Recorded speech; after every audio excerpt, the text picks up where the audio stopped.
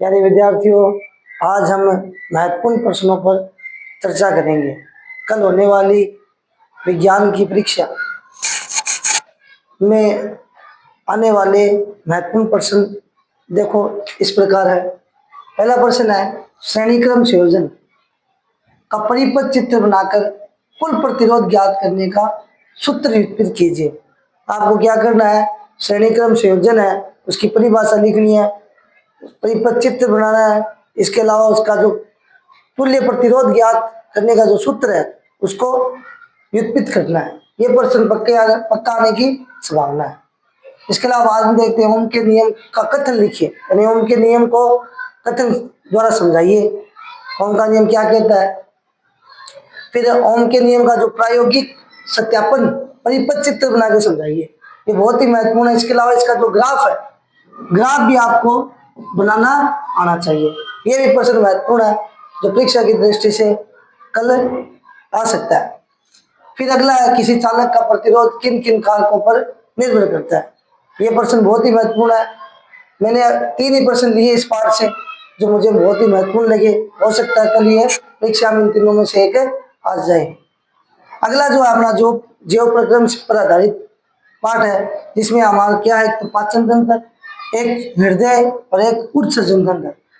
तीनों में से आपको एक देखने को पक्का मिल जाएगा। मेरा तो कहना है कि आप हृदय को पढ़ो।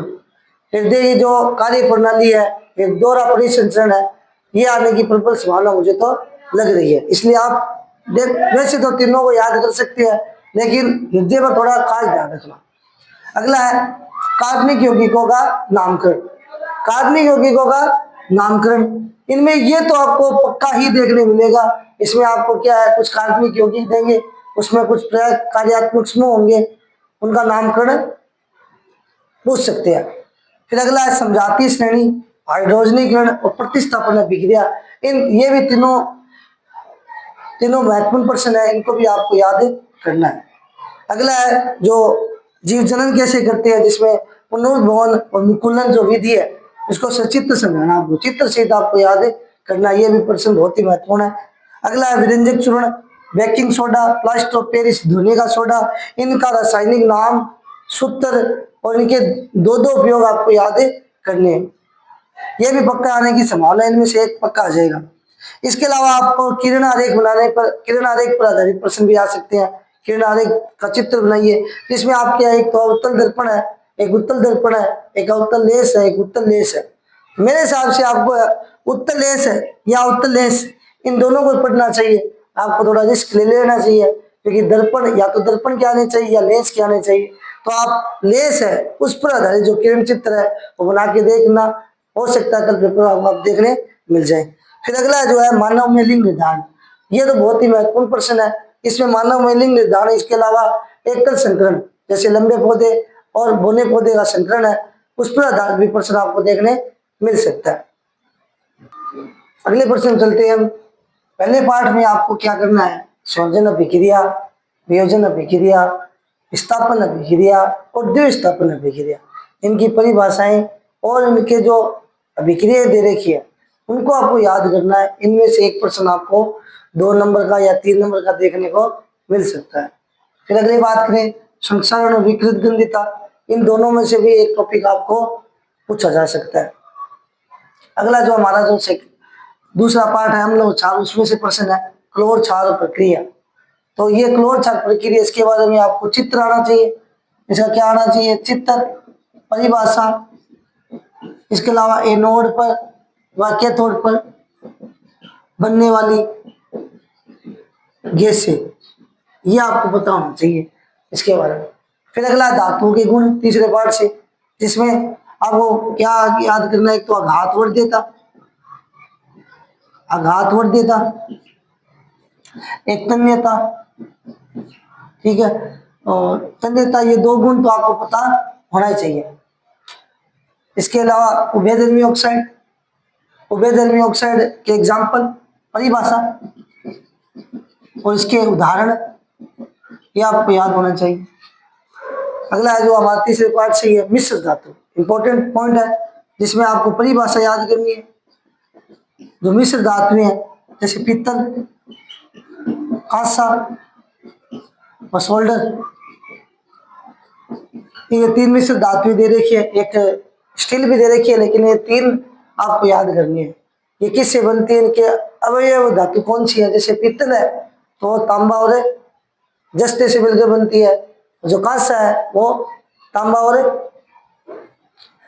टिन से मिलकर बनती है, जबकि सोल्डर है वो शीशा और टिन से मिलकर बनती है। इन धातु इससे प्रश्न पूछा जा सकता है। इसके अलावा मानव मस्तिष्क के कार्य, मानव मस्तिष्क के 3 भाग है, जैसे अग्र मस्तिष्क, मध्य मस्तिष्क और पश्च मस्तिष्क। जैसे अग्र मस्तिष्क क्या क्या काम करता है, यह मुख्य सोचने वाला भाग है, और इसके क्या जो सोचना, तर्क करना, याद करना, ये सारे काम इसका ही है। इसके अलावा मध्य मस्तिष्क का बुक में इतना ज्यादा दिख नहीं रखा है।